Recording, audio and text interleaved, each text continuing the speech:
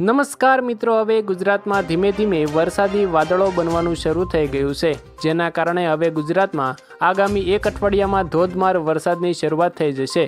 આ વરસાદની સાથે તોફાની પવન ફૂંકાય તેવી પણ શક્યતાઓ છે। હાલ મિત્રો, કેરળમાં ચોમાસું ભૂકા બોલાવી રહ્યું છે અને હવે કેરળમાંથી ચોમાસું આગળ વધી રહ્યું છે। આ ચોમાસું ગુજરાતમાં 2 જૂન આસપાસ શરૂ થાય તેવી આગાહી કરવામાં આવી છે। 2 જૂને મિત્રો ગુજરાતમાં ધોધમાર વરસાદ પડવાનો છે। તો આજે આપણે આ વિડીયોમાં ગુજરાતના કયા વિસ્તારોમાં કેવો વરસાદ પડશે, કેવો પવન ફૂંકાશે અને વાવાઝોડા અંગેના તમામ સમાચારો જાણીશું।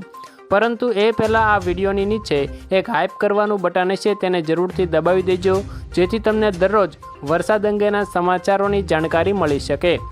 જો તમે અમારી આ યુટ્યુબ ચેનલ પર નવા છો તો ચેનલને સબસ્ક્રાઈબ જરૂરથી કરી દેજો અને આ વિડીયોને તમારી એક લાઇક પણ આપી દેજો। અત્યારે મિત્રો ગુજરાતની બાજુમાં એક ભારે વરસાદી સિસ્ટમ શરૂ થઈ ગઈ છે, જેના કારણે ગુજરાતમાં પણ તેની અસર જોવા મળી રહી છે।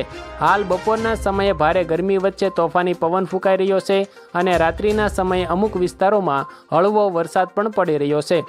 ગુજરાતમાં આગામી 3 થી 4 દિવસોમાં ભારે વરસાદ પડી શકે છે। હાલ ભારે પવન ફૂંકાવાને કારણે ભારે વરસાદી વંટોળો જોવા મળી રહ્યા છે, જે આગળ વધીને ગુજરાત સાથે ટકરાશે, જેના કારણે તોફાની પવન વચ્ચે ભારે વરસાદ પડવાનો છે। હાલ ગુજરાતની બાજુના અરબ સાગરમાંથી વરસાદ ધીમે ધીમે ગુજરાત સુધી આવી રહ્યો છે, જે સૌપ્રથમ ગુજરાતના સૌરાષ્ટ્ર પંથકોમાં શરૂ થશે અને ત્યાર પછી સમગ્ર ગુજરાતમાં વરસાદ લાવશે અને આ વરસાદના કારણે સૌરાષ્ટ્રના દરિયાકાંઠે તોફાન પણ આવી શકે છે। મિત્રો, ત્યાર પછીના સમાચાર જોઈએ તો હાલ બંગાળની ખાડી નજીક ભારે વરસાદી વાવાઝોડું શરૂ થઈ ગયું છે, જેના કારણે આ વિસ્તારોમાં અત્યારે તોફાની પવન સાથે ધોધમાર વરસાદ પડી રહ્યો છે, જે ધીમે ધીમે આગળ વધીને ગુજરાતમાં આવશે। તો હવે ગુજરાતના તમામ ખેડૂતો તૈયાર થઈ જજો, કારણ કે હવે ગુજરાતમાં આગામી 30 તારીખ સુધીમાં વાવણી લાયક વરસાદ પડવાની આગાહી કરવામાં આવી છે। અત્યારે ગુજરાતના તમામ ખેડૂતો વાવણીની તૈયારી કરી રહ્યા છે। ખેડૂતોને માત્ર હવે વરસાદની વાટ છે। આ વર્ષે ગુજરાતના સૌરાષ્ટ્ર અને ઉત્તર ગુજરાતના ભાગોમાં વધારે વરસાદ પડવાની સંભાવના છે, કારણ કે હાલ ગુજરાતની ચારે બાજુ વાવાઝોડા નજીક આવી રહ્યા છે। અત્યારે દક્ષિણ ભારતના રાજ્યોમાં વરસાદ ધૂમ મચાવી રહ્યો છે અને ગુજરાતમાં પણ હવે વરસાદ પડવામાં વાર નથી। આજે હવામાન વિભાગે આગાહી કરી છે કે આ વખતે એક વાવાઝોડું બંગાળની ખાડીમાંથી અને બીજું વાવાઝોડું અરબ સાગરમાંથી ગુજરાતમાં ટકરાશે, જેના કારણે આ વખતે વરસાદ તાંડવ કરશે। આ વાવાઝોડાને કારણે ગુજરાતમાં પવનની ઝડપ આશરે 80 થી 90 કિલોમીટર પ્રતિ કલાકની જોવા મળશે। અત્યારે ગુજરાતથી ખૂબ દૂર અરબ સાગરમાં મોટું વાવાઝોડું શરૂ થઈ ગયું છે, જે આગળ વધીને 15 થી 20 જૂન આસપાસ ગુજરાતના દરિયા કિનારે ટકરાશે। આ વાવાઝોડાને કારણે ખેડૂતોને ભારે નુકસાન જશે, તો સાવધાન જરૂરથી રહેજો। મિત્રો, ત્યાર પછીના હવામાન સમાચારો અંગેની વાત કરીએ તો આજે અંબાલાલ પટેલના જણાવ્યા અનુસાર 25મી મે એટલે કે આજથી રોહિણી નક્ષત્રની શરૂઆત થવા જઈ રહી છે। આ નક્ષત્ર ઉતરતાની સાથે જ વાતાવરણમાં મોટો પલટો આવશે અને રાજ્યમાં પ્રી મોન્સૂન એક્ટિવિટી અંતર્ગત વરસાદ વરસવાનું શરૂ થઈ જશે।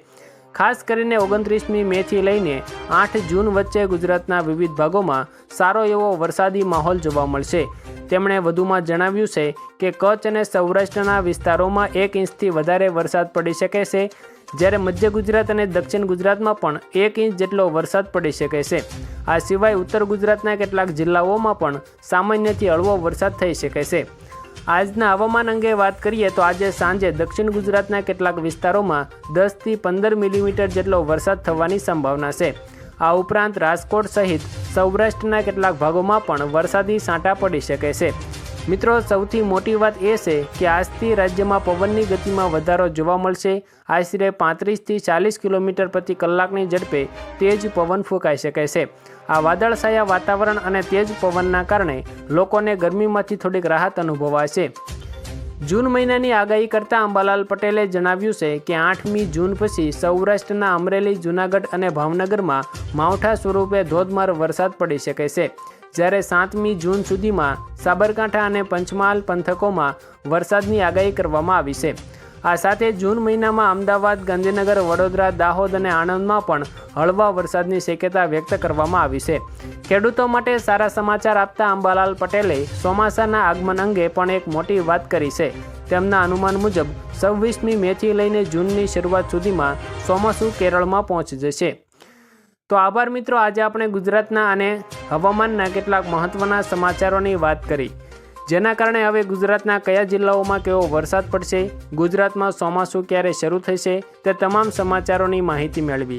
જો મિત્રો તમને અમારી આ માહિતી સારી લાગી હોય તો આ વિડીયોને તમારી એક લાઇક કરી દેજો અને દરરોજ આવા વરસાદના સમાચારોની જાણકારી મેળવવા માટે અમારી આ યુટ્યુબ ચેનલને સબસ્ક્રાઈબ પણ જરૂરથી કરી લેજો.